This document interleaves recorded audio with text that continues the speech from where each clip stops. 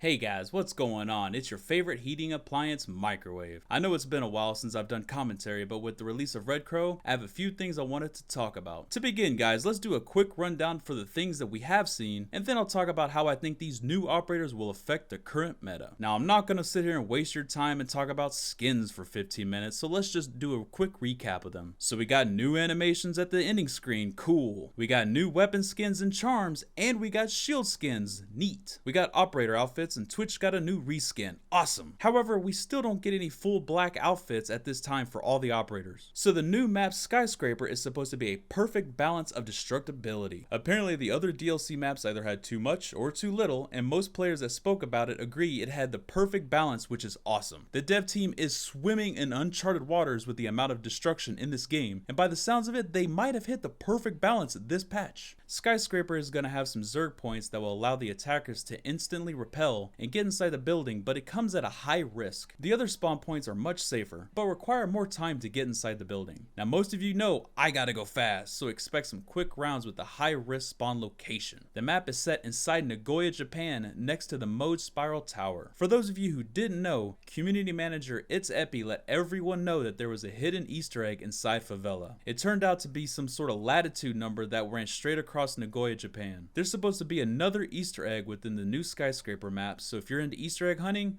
be sure to suit up and get in there and look for it. The other map that'll be coming out is Barlow University, which has been in the game for quite some time now, but is only available for the situation in a party. Apparently they revamped it to make it more accessible in multiplayer, but we might not be able to get to see it in the pro scene. That all depends on the devs and the pros and if they want to put it in the map rotation for the pro scene. Now the community has been pushing for this map to come out for quite some time. When they played it live on the stream, they noted that there was a ton of carpet. This will help out the fast roamers significantly. Now for those of you guys who didn't know, there's a big sound difference between running on concrete, wood, and carpet. Carpet tends to muffle the footsteps way more than the wood and concrete. Barlow University will not be coming out on the Red Crow update, but will instead be released in the mid-season reinforcement patch. Speaking of the reinforcement patch, there will be changes to the light coming as well. About a week ago, the dev team asked us our thoughts about the lighting in the game. They asked us for examples of screenshots and videos for the problems that we had. Hopefully we won't get blinded when we look outside anymore. I mean, at this time we can't even use the reflex sight when looking outside because it blends in perfectly with the light. We also got another leak provided by streamer Tangy D. He accidentally let it slip on his stream that the ACOG will be removed from the SMG11 during the next patch. This is probably going to be one of those high balance changes that will be announced on Wednesday. I used to poke fun of Smoke and how he was the best sniper in the game, but after sitting down with him for the past 2 seasons and putting a lot of work with him,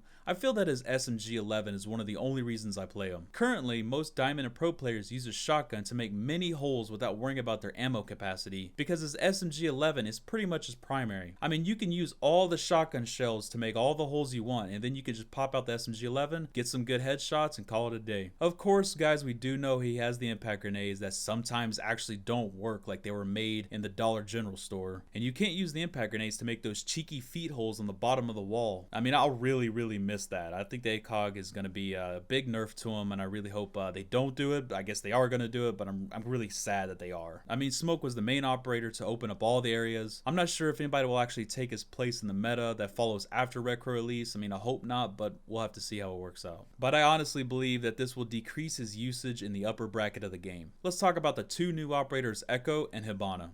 Echo is our new 3 armor 1 speed defense operator that has a sweet ass cloaking drone that looks like it kind of belongs in Metal Gear Solid or something. This little hovering Roomba drives around on the ground like the attacker drones, but shoots straight up to the ceiling and conceals itself to almost near invisibility after a few seconds. It's unknown if this thing will be allowed to go outside, and if it can, will it go straight to the sky? This is yet to be announced, but I suspect it won't be. The Yokai drone shoots sound waves, pretty much stunning anyone it hits, including friendlies. If you continue to move while stunned, it will get worse. It'll eventually just like black you out, like to where you can't see anything and you move like impaired and stuff. His weapons will be a pump shotty and an internally suppressed MP5 with an ACOG. He will carry a P229 and a PM9 as a secondary, which is fully automatic. I know everyone is super excited about Habana and her Kairos breaching weapon, but I believe that Echo is going to have a more lasting impression on the meta. Reason being saying he is such a perfect anchor for the defensive team. First off, he's a tank, just like Rook and Doc. At the moment, Rook, Doc, and Valkyrie are great anchors for the bomb sites. Generally, Rook is always picked due to his passive ability and protection from explosives, offering an extra life because of the down but not out armor. Everybody's been getting really cheeky with those grenades from the bottom floor all the way to the top, and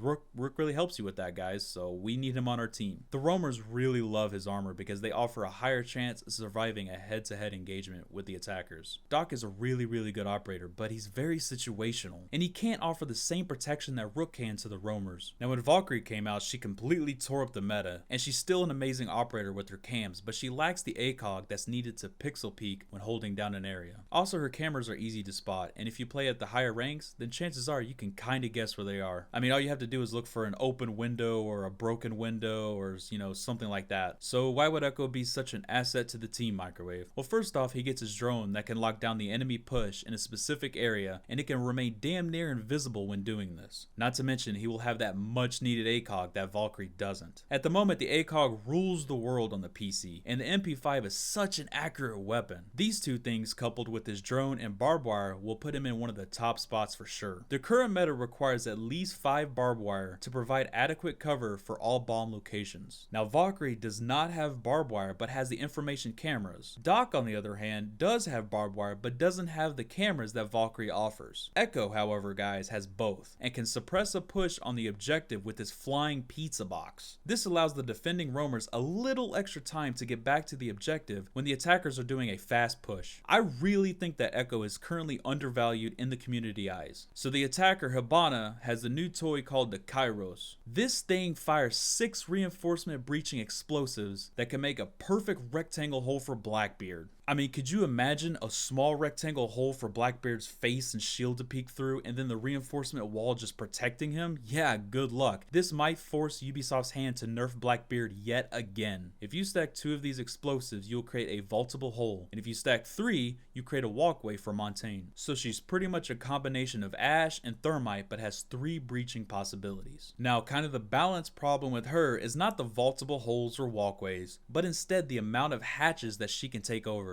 3 hatches coupled with 1 or 2 thermite charges in maps such as Chalet is a death sentence for the defending team. Her Kairos explosives can be activated at the same time with the press of 1 button, allowing for multiple breaches simultaneously. I expect a lot more roaming in the next meta and retaking of the objective once Habana gets into the mix. Now, what do I mean by retaking the objective, Microwave? Basically, you try to slow the attacking team down, but you allow them to take it over if they push too far, and then you retake the objective via flanks and using their own breached holes against them. However, Habana does change the game significantly, and we will see the thermite comboed with her sometimes, but I believe she will ultimately overtake thermite because of her movement speed. High speed is considerably favored in the higher ranks due to the peaking and faster relocation possibilities. I mean, I just can't get over the Habana Blackbeard combo. I think that's going to be a crazy thing to see. She also comes with flashbangs and a claymore just like thermite, so she could place a claymore to protect Blackbeard's flank just like her counterpart thermite. I expect everyone to be using the Type 89 AR over the shotgun, of course. Now, Mute's jammers and Bandit's stolen car batteries will be able to stop the charges just like thermite's exothermic charges. It is unknown if one bullet will take out all 6 like a breach charge, or you'll have to destroy each one separately. Now, this new operator raises the problem of hatches not being able to be protected by Mute or Bandit. I do expect more people to be playing Mute because of Habana. I would like to see the ACOG on Mute since Smoke lost his. Perhaps Mute can overtake Smoke's spot in the meta coupled with Echo, which still brings a nitrocell back into the mix since they keep cutting the number of operators who have access to it down. Both of these new operators will definitely be shaking up the current meta and making an all new experience for everybody, which I think is fantastic. There hasn't been any official word on a Tachanka buff, and we didn't see any changes in the previews with the influencers. There was a picture that was leaked by UB Justin and It's Epi, and it shows Tachanka having the shield around the sides of his head. It didn't show if it was in front of him or on top of him. It just kind of showed on the sides. That hasn't been seen yet. We don't know if that's going to be official. We don't know if that's going to be a mid-season patch. We don't know. But as of right now, there's no Tachanka buff in sight. So the hit reg has been a problem on the PC and the consoles, and this upcoming patch they announced that some changes were going to be made, and I really hope that this and server coverage comes with the patch notes on Wednesday. We also got to look at Caliber Destruction, which is coming to Barlow University, and every map after that, according to Genevieve, one of the product managers features for this game. The caliber destruction is going to allow for different size peek holes and is going to be a cool addition for this game. Not sure how the deagle will work out, but you know, we'll see how it looks. As you can see here, there are multiple weapons used, but different size holes in the wall. Now, the amount of time the devs have put into this game just astounds me, especially just a year after the game has been released. I mean, it's absolutely mind-boggling. You guys did such a great job with this game. We haven't gotten the full patch notes yet, and I'll be reviewing them on Wednesday when they're released, and I'll be giving you guys my thoughts and opinions on how they will affect the game in a more detailed way. So it looks like the word is out, and Ubisoft will be doing a new pro scene called the Rainbow Six Invitational, where Jen said that anyone is welcome to the event in February. It is unknown at this time, however, if it'll be a venue type of deal where you go and try out or you just watch. But rest assured guys, I believe this is for the best. But with this change, I'll be following and creating a new YouTube series and assisting and promoting the teams and players that are playing and or invited to this new invitational, so stay tuned for that. I am super excited to see how Ubisoft handles this whole new pro scene. So next up on our list, we're going to talk about the ranked games that will be dropped to the 3-minute rounds. It hasn't been officially announced if it'll be on the 17th or in the mid-season reinforcement patch, we don't know, but it is coming sooner or later. I think that this is an amazing change to the rank scene and will further increase the requirement to work as a cohesive unit. I hope that they take the current rank settings and throw it into casual, because you should be able to at least pick your spawn locations. The patch drops November 17th for everyone, and season pass holders receive access to the new operators the same day. Non-season pass holders will have to wait till the 24th to be able to purchase Habana and Echo. The new map Skyscraper will be available on November the 17th as well. And finally, we got the official response that a year 2 season pass will be available, but no details have been given. If anything, they should keep the same access to the new operators and exclusive skins for the season pass holders. I hope that they stack the old renown discount with the new renown discount. That would be so awesome. However, I don't expect anything wild with the season pass, but it's good to hear that they are officially continuing this game. We will be receiving more operators next year as well, and hopefully a new game mode that could be used in the pro scene since we didn't get one this year. Anyways guys, that's all I got for you today. I'll be breaking down the patch notes when they become available to the public, so I'd like to know your thoughts on how you think this will change the meta and what's your favorite change thus far. If you're interested in knowing more, be sure to check out the description below. And as always, if you guys liked it, give me a thumbs up. Let's shoot for 6 likes this time. And if you guys really liked it, you should tap the subscribe button like it's hot. I'll see you guys next time.